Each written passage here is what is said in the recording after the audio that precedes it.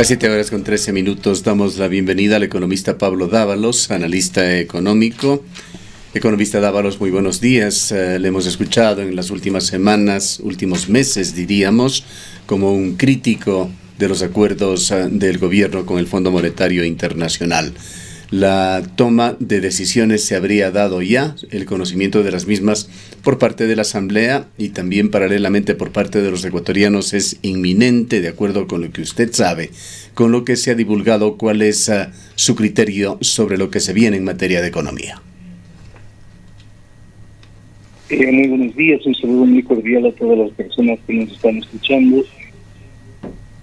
Lo que se conoce, de acuerdo a la experiencia histórica, en ningún caso, bajo ninguna circunstancia, ningún país ha logrado superar sus problemas después de llegar a acuerdos con el Fondo Monetario Internacional. La experiencia más reciente que nosotros tenemos aquí en el continente es el caso de Argentina. En Argentina se suscribió un acuerdo por más de $50.000 millones y este momento es una duda con respecto a la continuidad de ese acuerdo, que provocó una crisis sin precedentes en el caso del pueblo argentino. Provocó que la pobreza se incremente a un nivel realmente impresionante. En este momento, cerca del 30% de argentinos están en condiciones de pobreza. Una crisis económica realmente sin antecedentes en la historia reciente de Argentina. Y además una fuga de capitales que hace que el gobierno esté peor ahora que cuando empezó Macri y suscribió acuerdos con el Fondo Monetario Internacional. Entonces, todas las experiencias en todos los países nos demuestran que todos los países que han suscrito acuerdos con el Fondo Monetario Internacional, finalmente su situación económica ha sido peor. Otro ejemplo es el caso del mismo Ecuador. Cuando Dajic suscribió la Carta de Intención en 1994 y se le advirtió al país que en ese entonces esa Carta de Intención iba a provocar una crisis económica realmente de incalculables consecuencias, esa crisis se produjo en 1999 y condujo incluso a la desaparición de la moneda nacional. Entonces, cuando se habla del Fondo Monetario Internacional, se habla de crisis, se habla de recesión, se habla de pobreza, se habla de una situación realmente dramática que alcanza a millones de personas, y uno no entiende por qué los gobiernos siguen suscribiendo acuerdos con el Fondo Monetario cuando no son necesarios, no son indispensables, ¿no? Economista Dávalos, ¿no cabría preguntarse allí esta historia o esta paradoja, esta metáfora más bien, del huevo y la gallina? ¿No será que el Fondo Monetario Internacional actúa justamente en países, por lo general, que se encuentran atravesando profundas crisis económicas? Argentina con una deuda que supera los $200.000 millones, Ecuador con su situación del orden de $50.000, $60.000 millones, y que a pesar de todas las recetas que se pongan, la situación es realmente compleja y difícil. Bueno, hay que recordar que en el caso del Ecuador los indicadores económicos no estaban mal. El gobierno anterior dejó una deuda externa, de acuerdo a datos del propio Fondo Monetario Internacional, de $36.000 millones. En este momento está esa deuda por encima de los $50.000 millones. Es decir, el gobierno, que en apenas 2 años casi multiplica por 2 la deuda, es el gobierno de Lenín Moreno. Hay que considerar también que, a pesar de que el gobierno de Lenín Moreno multiplica por 2 la deuda, el gobierno de Moreno no ha realizado ningún tipo de inversión pública, más bien al contrario, ha procedido a una desinversión como nunca antes en la historia.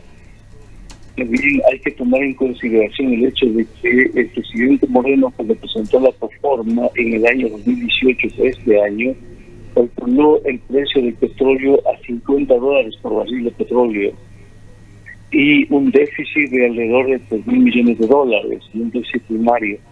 Pero en lo que va del año, el gobierno ha vendido la cantidad de petróleo por encima de los $50, ha vendido un promedio de $57 por barril. Esto ha significado que el gobierno tenga ingresos superiores y que el cálculo del déficit se reduzca a una situación de menos de unos 2% del Producto Interno Bruto. Esto hace que no se justifique ningún tipo de medidas económicas como está pensando el gobierno. Es decir, era suficiente una reingeniería, era suficiente una forma de manejar a través de la reactivación de la economía, y eso no necesitaba ninguna suscripción de juegos con el Fondo Monetario Internacional. Economista Dávalos.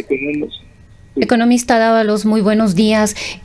Muchas personas han advertido que la situación que se vendría luego de este paquetazo, como se lo ha denominado, que estaría todavía en ciernes, digamos, por llegar a la Asamblea Nacional, podría colocarle al país en una situación similar, como usted manifestó, lo que ocurrió en el año 99, una de las peores crisis que vivió el país. La situación económica actual del país y lo que se vendría realmente podría llevarle al Ecuador a una situación similar a la del 99. La moneda desapareció, el Zúcar desapareció, sin embargo, ahora el dólar le ha dado otras perspectivas al país y otras condiciones.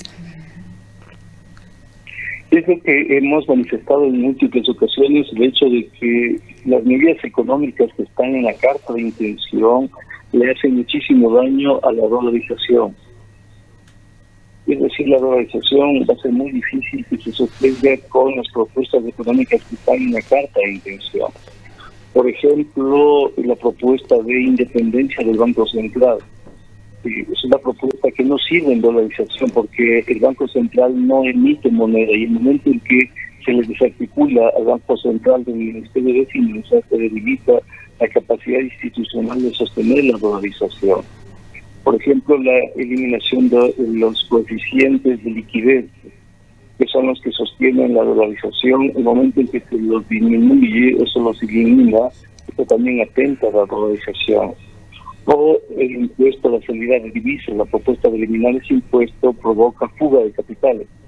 Este momento sí se quiere a la posibilidad de dejarles libres el hecho de que se remitan al exterior flujos de capital. Tenemos ya 16.000 millones de fuga de capitales en lo que va de este año. Imaginémonos si se elimina el impuesto a la salida de divisas. Entonces es absolutamente real. El modelo con esta carta de intención le va a someter al país a un estrés, una crisis probablemente muy parecida, peor, la de 1999. Por eso los políticos que están en la Asamblea deben considerar que cualquier decisión que ellos adopten, que ellos tienen, va a tener profundas consecuencias para la economía del país. Economista, en 1996. Economista Dávalos, sí, la pregunta es ¿qué camino debería seguir Ecuador? En los casos recientes de países que han llegado a estos puntos de profundas crisis económicas, una de las excepciones en el mundo en cuanto a cómo se ha solucionado resultó ser Portugal. Portugal y Grecia, que paralelamente sufrieron su crisis en el año 2015, fueron también objeto de medidas del Fondo Monetario Internacional. Sin embargo, el primer ministro de Portugal, António Costa, decidió derogar varias de las medidas que se habían tomado con las recetas del Fondo Monetario Internacional, como reducir nuevamente las horas de trabajo allá en Portugal, también descongeló las jubilaciones, pero no llegó a derogar las medidas que se habían tomado, por ejemplo, con respecto a la elevación del IVA, tampoco medidas relacionadas con la reforma laboral, que algún paralelismo tienen con las que se tomaron en el país. La pregunta es, ¿cuál es la receta? ¿Cuáles son los pasos correctos para que Ecuador pueda enfrentar de mejor manera esta crisis? En este momento necesitamos una política de reactivación económica. También necesitamos una política de liquidez que fortalezca el sistema de dolarización de la economía. Para reactivar la economía necesitaríamos, en vez de subir el IVA, necesitamos bajar el IVA. Porque toda reactivación de la economía siempre se produce desde el lado de la demanda, no desde la oferta. Es decir, los empresarios pueden tener las mejores condiciones de producir, pero si no va nadie absolutamente a sus relaciones a demandar las mercancías que producen, no pasa nada en la economía. Toda reactivación pasa siempre por el lado de la demanda, es decir, si la gente tiene dinero en el bolsillo, la gente puede comprar cualquier cosa y en el momento en que compra se reactiva la economía. Lo que estamos haciendo con ese tipo de impuestos es castigar de forma injusta a la demanda y someter la demanda a una restricción que va a significar que la demanda, el consumidor va a tener menos recursos, y al tener menos recursos, quien sufre en primer lugar las consecuencias de eso son los empresarios. Los empresarios ven acumularse los stocks, a medida que se acumulan los stocks, los empresarios dejan de contratar empleo, dejan de invertir, porque no hay salida a su producción, porque no se realiza ese valor creado por los empresarios en los mercados, de que la gente no tiene dinero. Entonces, ¿qué tenemos que hacer? Tenemos que poner dinero en el bolsillo de la gente. Eso es una receta que la conocemos desde hace bastante tiempo los economistas, cuando se produjo la crisis de 1929. Entonces, ¿cómo se pone dinero en el bolsillo? Disminuir impuestos. ¿Qué cree? Un impuesto que hay que disminuir es el impuesto al valor agregado. O sea, no hay que aumentar el impuesto al valor agregado, hay que disminuir ese impuesto. Hay que bajar las tasas de interés. Economista Dávalos, respecto del incremento, del posible incremento al valor agregado, le escuchábamos al vicepresidente de la República y él decía que la única experiencia respecto del incremento del IVA en 2 puntos fue luego del terremoto en Manabí. ¿Qué experiencia nos dejó este incremento en ese momento? ¿Cuáles eran las condiciones y si es comparable a lo que podría ocurrir ahora? ¿Fue beneficiosa esta medida? ¿Hubo una recaudación importante? ¿Cuáles fueron las consecuencias de esa experiencia a la que hizo referencia el vicepresidente a lo que podría ocurrir ahora? Ese es un ejemplo muy interesante porque da cuenta de cómo se comportó la economía y cómo se comportaron los agentes económicos en esa coyuntura. Que curiosamente el incremento del IVA a 2 puntos no se tradujo en una recaudación fiscal mayor porque se contrajo la demanda. Es decir, la gente cuando vio que el IVA subió de 12 a 14 puntos, la gente dejó de consumir menos. Y eso es absolutamente obvio, y eso es lo que pasa generalmente cuando se encarece el consumo. Cuando hay un bien que de una u otra manera sube de precio, entonces ese bien baja inmediatamente la cantidad demandada. Eso es un axioma en la economía. Si usted sube el IVA del 12 al 14%, la cantidad de transacciones simplemente se reduce. La gente deja de comprar, la gente se abstiene de comprar y los empresarios son los que tienen que buscar la forma por la cual salir de sus mercancías, ¿no? Entonces, es lo que pasó, la cantidad recaudada no aumentó de forma sustancial, más bien empezó a disminuir. Poco a poco la economía se fue acostumbrando al 14% hasta que los actores económicos sabían que se iba a regresar al 12% y produjeron decisiones en función de ese 12%, no del 14%, no. Entonces, lo que es interesante también es el hecho de que conforme se iba recaudando, el Estado, al ver que el IVA no le estaba dando resultados, empezó a recaudar más en impuesto a la renta. Entonces tuvimos que el año, sobre todo 2015-2016, el impuesto a la renta creció bastante con relación al impuesto al IVA. Por eso fortaleció la capacidad recaudatoria del Estado. ¿Qué hizo Lenín Moreno? Lenín Moreno aprobó una ley en agosto del año pasado que se llamaba de fomento productivo, en la cual perdonó los intereses, notas y recargos a grandes grupos económicos y creó un hueco artificial en el presupuesto nacional de más de $2.000 millones. Y el déficit aparece justamente por eso, pues el déficit aparece porque se dejaron de cobrar impuestos directos y ahora se quiere compensar eso con impuestos indirectos, es decir, impuestos que van al consumo y que son más fuertes cuando menos se gana, cuando menos dinero se tiene. De todas las medidas sobre las que se especula, hay que decirlo, pues estas aún no son enviadas oficialmente, economista Dávila. ¿Hay algunas medidas que pueda usted calificarlas como rescatables o adecuadas para el momento actual? Mire, yo he revisado profundamente la carta de intención con el Fondo Monetario Internacional. He comparado estas medidas económicas con el ordenamiento jurídico vigente. Le puedo asegurar y le puedo decir que esas medidas no son constitucionales, ni no son acordes al ordenamiento jurídico nacional. Por eso he entregado a la Corte Constitucional una acción que se denomina acción de inconstitucionalidad con respecto a la Carta de Intención, porque visualizo que las medidas que están en esa Carta de Intención no son compatibles con la Constitución del año 2008. Entonces usted me pregunta si hay alguna medida. Tengo que decirle que no, que lamentablemente ninguna de las medidas que están registradas en este documento denominado carta de intención y que el gobierno lo está cumpliendo firmemente es constitucional, es legal y no puede bajo ningún concepto ser apoyada, ser aprobada. ¿Qué efectos considera usted podría traer una decisión de la Corte Constitucional en un sentido u otro cuando trate de la queja o el recurso que usted ha presentado ante la Corte? El momento en que la Corte Constitucional determine, por ejemplo, que la metodología del Fondo Monetario es inconstitucional, se cae absolutamente todo, ¿no?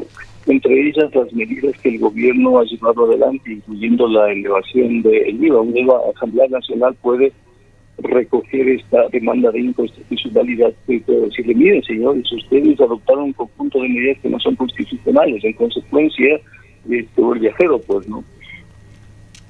Entonces, eso es lo que en este momento está pendiente en la Corte Constitucional. Probablemente en esta semana la Corte Constitucional dé su criterio y al dar su criterio se nulita todo lo que el gobierno ha hecho al tenor de este documento denominado Carta de Intención.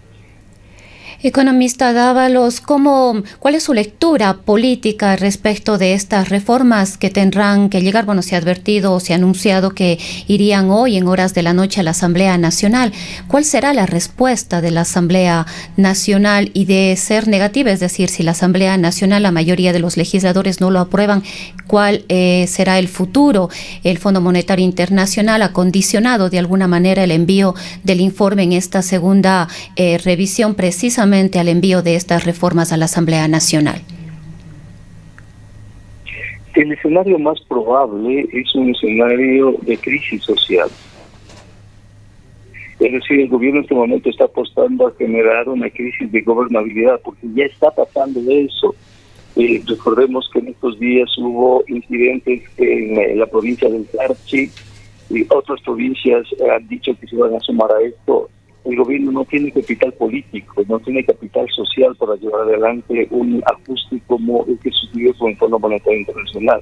El escenario más probable es un escenario de crisis política, un escenario de movilización social, y es un escenario en el cual los partidos políticos no quieren jugarse a favor del régimen. Es decir, cualquier partido político que se juegue por las reformas que el régimen está proponiendo políticamente ve muy restringidas sus posibilidades electorales para el siguiente año. Recordemos que el siguiente año es un año preelectoral, ¿no? Y que en este momento muchos actores ya están incluso posicionando sus nombres como posibles candidatos a la presidencia.